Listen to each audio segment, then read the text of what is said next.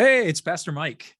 Before we get to today's episode, I want you to know that we at Time of Grace have a ton of resources to help you in your walk of faith.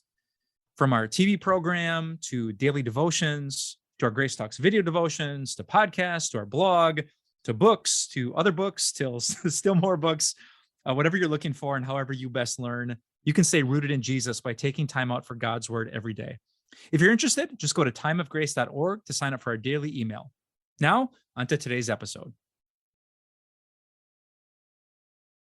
A while back, I saw a news story about a man named Jonathan who was driving with his teenage daughter over a bridge when they were involved in a pretty serious 5-car accident. After the accident, Jonathan saw that he was okay, looked over at his teenage daughter, saw that she was okay, and after he saw that they were both okay, decided to get out of the vehicle to see if anyone else needed help. He very quickly noticed that there was a woman by the edge of the railing on the bridge, which was going over a body of water, and she was very distressed. He went over to her and she said that her child was in a car seat in their vehicle, and when they were involved in the accident, the car seat was thrown from the vehicle 30 feet down to the water beneath. And sure enough, he looked over the side of the bridge and he saw the car seat, but the child wasn't in it. The child had come free from the car seat and was floating face down in the water. Jonathan is afraid of heights, but when he looked around and he saw that nobody else was coming, he decided to jump over the edge of that bridge 30 feet down into the water and go after the child. Swam to the child, put the child over his shoulder, started patting the child on the back until the child started coughing, brought her to shore where an ambulance was waiting, and saved her. That little child has a future now. Why? Because someone was willing to jump into the place of her pain.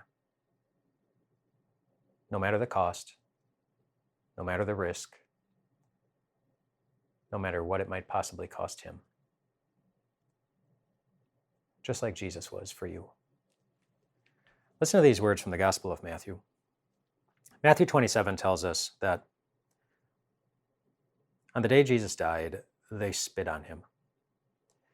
And they took the staff and they struck him on the head again and again. And then they offered Jesus wine to drink mixed with gall. But after tasting it, he refused to drink it. And that's significant, that he refused to drink what they were giving him because he was so thirsty. And why did he refuse to drink it? Because he knew exactly what it was. That particular drink was a drink that was meant to numb the pain, so that you wouldn't have to feel everything that was coming your way. And Jesus knew that, and that's why he refused it. He refused it because he wanted to give us something to say to anybody who asks, where in the world is God when we are going through our pain? Where in the world is God when we are hurting? He wanted to give us the ability to say, he's right here in the middle of our pain, willing to jump into every bit of it, not wanting to be numbed from any of it, because he really did want to give you a friend who knows how it feels to be you, who really knows how it feels to hurt, and who sympathizes with you, and really was determined to do whatever it would take, no matter what it would cost him, to give you a future too. And now that's what you have. You have a future where there is no more death, or crying, or pain, and where God himself will wipe every last tear from your eyes. You have a future, and no one and no thing can take it away from you. It's a future Jesus has already given.